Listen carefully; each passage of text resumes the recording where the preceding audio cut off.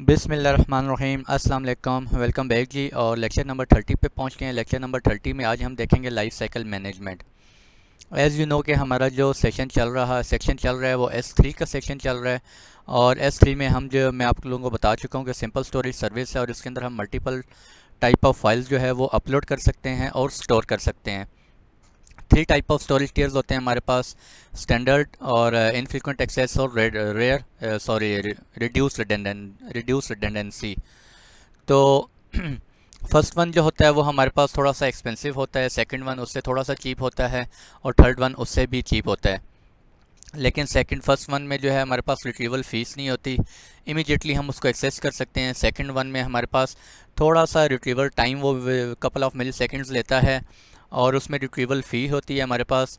और third one जो है उसमें भी रिट्रीवल फ़ी होती है। और लास्ट वन एक और हमारे पास होता है स्टोरेज हमारे पास होता है ग्लेशियर। और ग्लेशियर में वो जो है 3 to 4 आवर्स जो है वो रिट्रीवल होने में लगते हैं। तो हम लोग क्या करते हैं जी, हम लोग कोशिश करते हैं कि हम सबसे पहले स्टैंडर्ड में डाटा S3 स्टैंडर्ड में डाटा अपना स्टोर करें।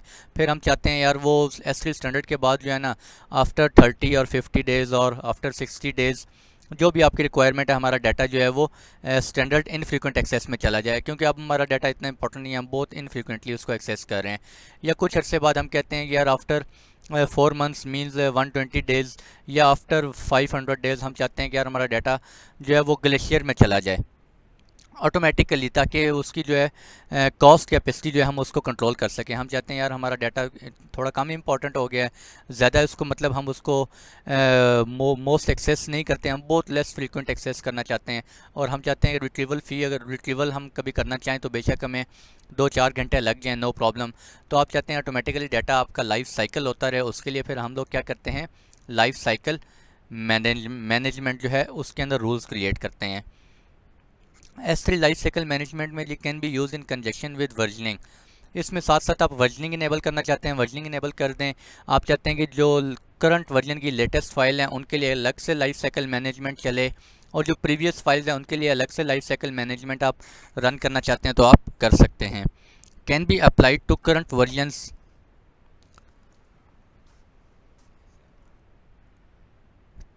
तो आप जो है वो करंट वर्जन के ऊपर भी कर सकते हैं और प्रीवियस वर्जन के ऊपर भी कर सकते हैं life cycle management. Following actions can now be done transition to standard infrequent access. अच्छा, दो तरह की हम ट्रांजिशन कर सकते हैं, स्टैंडर्ड से इनफ्रीक्वेंट एक्सेस में कर सकते हैं या ग्लेशियर में कर सकते हैं, ठीक है जी। और इनफ्रीक्वेंट एक्सेस में एटलीस्ट 30 डेज़ तक हम डाटा रख सकते हैं। उसके बाद जो है हम वो ग्लेशियर स्टोरेज एक्सेस में ट्रांजिशन करवाना चाह रहे हैं तो करवा सकते हैं। अच्छा, ये मैंने एक डायग्राम ली है, ये मैंने डायग्राम इंटरनेट से ली है जी। और ये जो आपको डिस्प्ले नज़र आ रहा है ना, ये डिस्प्ले एक्चुअली पुराने वाला है थोड़ा सा। S3 का अभी जो है वो नया कंसोल आ गया है, उसके अंदर ये चीज़ें आपको इस तरह से डायग्राम शो नहीं होती। ये S3 का पुराना जब हमारे पास कंसोल होता था उस वक्त हम क्या करते थे, एक्शन ऑन करंट वर्जन अगर आप चूज़ करते हैं उसमें आप यहाँ पे 30 डेज़ जब मेंशन करते हैं transition to the standard infrequent access, 30 days after the creation date, 30 days के बाद इनफ्रीक्वेंट एक्सेस स्टोरेज में आपका डाटा मूव हो जाए। उसके बाद ग्लेशियर में करना चाह रहे हैं तो after 60 days after the object creation date, ठीक है जी। और आप चाहते हैं एक्सपायर हो जाए डाटा, आपका टोटली डिलीट हो जाए, आप चाहते हैं 61 डेज़ के बाद आप डाटा डिलीट करना चाहते हैं तो वो भी आप यहाँ से मैनेज कर सकते हैं। यहाँ पे हमारे पास जब हम पहले S3 का जब हमारे पास ओल्ड कंसोल होता था तो इस तरह की साथ साथ एक डायग्राम मारी होती थी। अगर हम यहाँ पे 30 डेज़ की जगह 40 डेज़ कर दें, 100 कर दें, तो ये diagram as is according to the हमारी जो ये सेटिंग्स होती थी उसके अकॉर्डिंगली मैनेज हो रही होती थी। ये देखें जी, फॉर एग्जांपल 29 दिसंबर को डे 0 था, उसके बाद एक ऑब्जेक्ट अपलोड हुआ, वो करंट वर्जन है। और आफ्टर 28 जनवरी यानी कि आफ्टर 30 डेज़ हमने यहाँ पुट किया तो डे 30 रूल क्या अप्लाई होगा, transition to standard infrequent access में डाटा आपका मूव हो जाए। और फिर आफ्टर 60 डेज़ जो है वो डाटा कहाँ चला जाए, रूल आर्काइव टू ग्लेशियर, यानी कि ग्लेशियर में चला जाए, करंट वर्जन स्टोरेज ग्लेशियर, ठीक है जी। और आफ्टर 61 डेज 61 तो 61 डेज़ के बाद rule expire, delete marker overrides current version, ठीक है जी। तो अभी जो है हमारे पास जो लेटेस्ट अभी हम लाइफ साइकिल मैनेजमेंट रन करेंगे उसके अंदर हमारे पास ये डायग्राम शो नहीं होगी और उसमें थोड़ा सा जो है ना वो कंसोल थोड़ा सा चेंज है। खैर आसान है, मुश्किल नहीं है, आसान है, समझने में बहुत आसान है, लेकिन थोड़ा सा चेंज है वो इससे, ठीक है, जिसमें डायग्राम वगैरह शो नहीं होगी। तो चलते हैं जी लैब की तरफ, और सर्विसेज में जाके आप स्टोरेज में जाके S3 सिलेक्ट करें। S3 में सिलेक्ट करने के बाद यहाँ पे एक बकेट क्रिएट करते हैं, और मैं कहता हूँ जी, अच्छा कैपिटल लेटर यूज़ नहीं कर सकते आप, लाइफ साइकिल बकेट।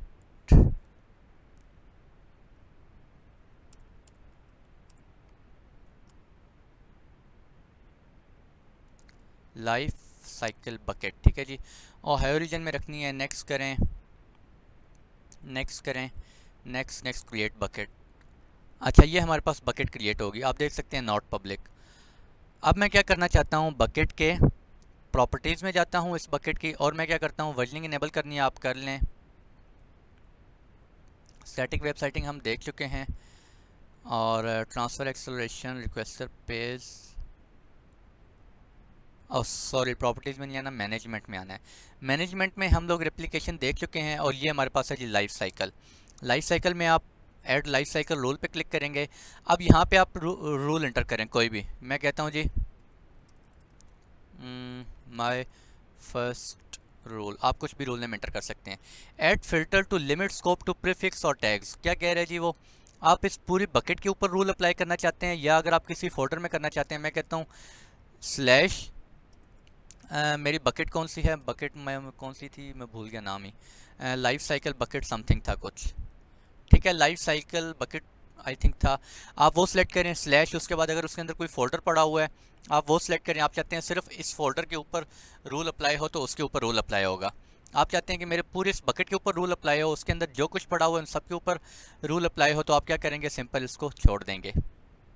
नेक्स्ट करें जी, नेक्स्ट वो कह रहे हैं कन्फिगर ट्रांजिशन किस पे करना चाह रहे हैं, करंट वर्जन पे करना चाह रहे हैं और प्रीवियस वर्जन पे करना चाह रहे हैं। मैं कहता हूँ जी मैं for the time being current version पे करना चाह रहा हूँ। You don't have any transition setup for current version of objects, add transition करें।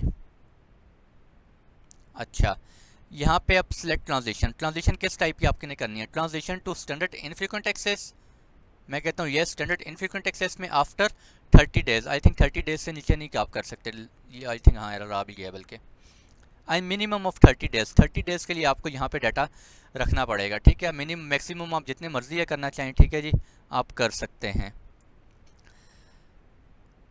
30 डेज। और मैं कहता हूँ कि एक और ट्रांजिशन ऐड करें कि मेरा जो डाटा पड़ा है वो आफ्टर 30 डेज कहाँ चला जाए, स्टैंडर्ड से स्टैंडर्ड इनफ्रीक्वेंट एक्सेस में चला जाए, और उसके बाद जो है transition to Amazon Glacier, Glacier में चला जाए आफ्टर 60 डेज, ठीक है जी। मैक्सिमम करना चाह रहे हैं मैक्सिमम कर सकते हैं, और नेक्स्ट करते हैं जी। अच्छा प्रीवियस, यहाँ पे अगर आप प्रीवियस वर्जन का भी करना चाह रहे हैं तो ये भी आप कर सकते हैं। ये देखें मैंने सेलेक्ट किया, आप स्क्रॉल डाउन करें, आपके पास नीचे ऑप्शन आ गया होगा for previous version of objects. Sometimes of objects जो है वो चेंज करते रहते हैं, आप चाहते हैं यार अब जो है मेरे करंट वर्जन आ गए हैं, मैं कहता हूँ कि यार जो मेरे प्रीवियस वर्जन है ना वो मैं चाहता हूँ कि फॉर 3 मंथ्स जो हैं वो सेव रहें स्टैंडर्ड इनफ्रीक्वेंट एक्सेस में, और उसके बाद जो है मेरे क्या हो जाएँ अमेजॉन ग्लेशियर में जाएँ, और उसके बाद क्या हो जाए वो एक्सपायर हो जाएँ। तो अगर आप प्रीवियस वर्जन्स पे कोई लाइफ साइकिल रन करना चाहते हैं तो आप यहाँ से कर सकते हैं।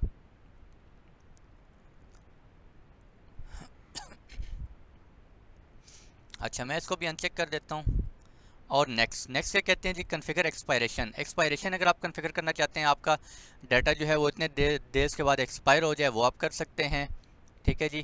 प्रीवियस वर्जन के ऊपर करना चाहें प्रीवियस के ऊपर कर सकते हैं, और क्लीन अप करना चाहें expire current version of objects after this, आपका डाटा एक्सपायर हो जाएगा।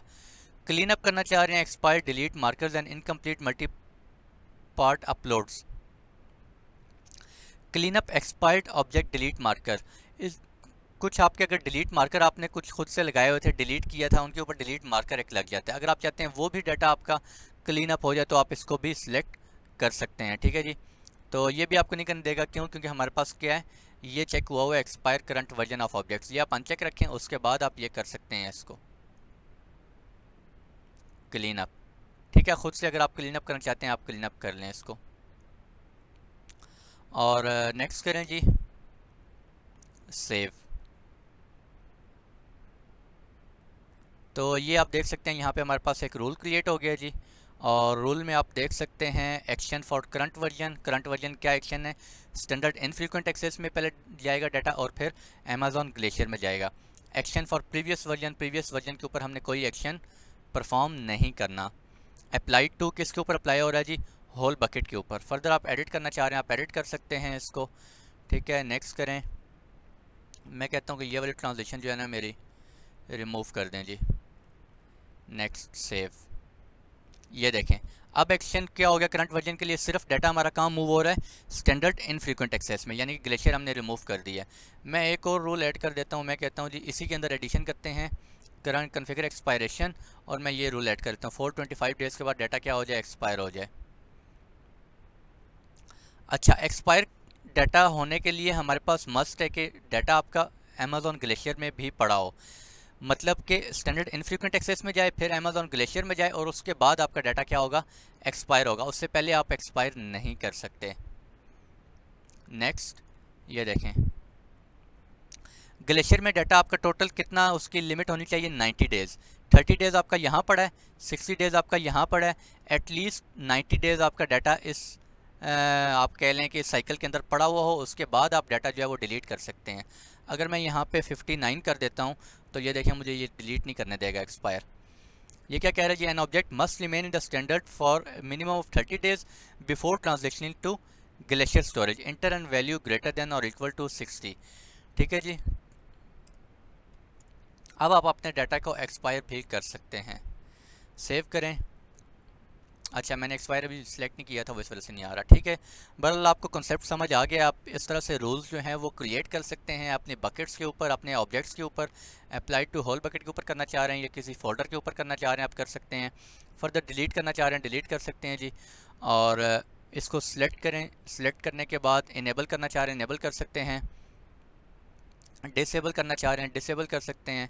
हम इसको डिसेबल कर देते हैं और ये क्या हो गया, मेरा रूल डिसेबल हो गया, ठीक है जी। और अभी मैं इसको डिलीट कर देता हूँ, आप डिलीट करना चाह रहे हैं डिलीट कर सकते हैं। और ये हमारे पास लाइफ साइकिल रूल क्या हो गया, डिलीट हो गया, ठीक है जी। तो आज का लेक्चर छोटा ही था, काफ़ी सारी चीज़ें हम लोगों ने देख ली हैं S3 के अंदर। S3 के अंदर अभी तक हमने क्या कुछ देख लिया है जी, एक नज़र लगा लेते हैं। मैनेजमेंट में जाएं, रेप्लिकेशन देख लिया हमने, लाइफ साइकिल रूल देख लिया है, और प्रॉपर्टीज़ में वर्जनिंग हम देख चुके हैं, स्टैटिक वेबसाइट होस्टिंग हम देख चुके हैं, परमिशंस हम लोग देख चुके हैं, परमिशंस किस तरह से लगाते हैं। टैगिंग में आप लोगों को बता चुका हूँ, टैगिंग आप करना चाह रहे हैं कर सकते हैं, ठीक है जी। और फर्दर इंशाल्लाह बाकी चीज़ें भी साथ साथ हम देख रहे हैं। तो आज के लिए इतने ही रखते हैं, मिलते हैं इंशाल्लाह नेक्स्ट लेक्चर में आप लोगों से। तब तक के लिए खुश रहें, दुआ में ज़रूर याद रखिएगा। अल्लाह हाफ़िज़।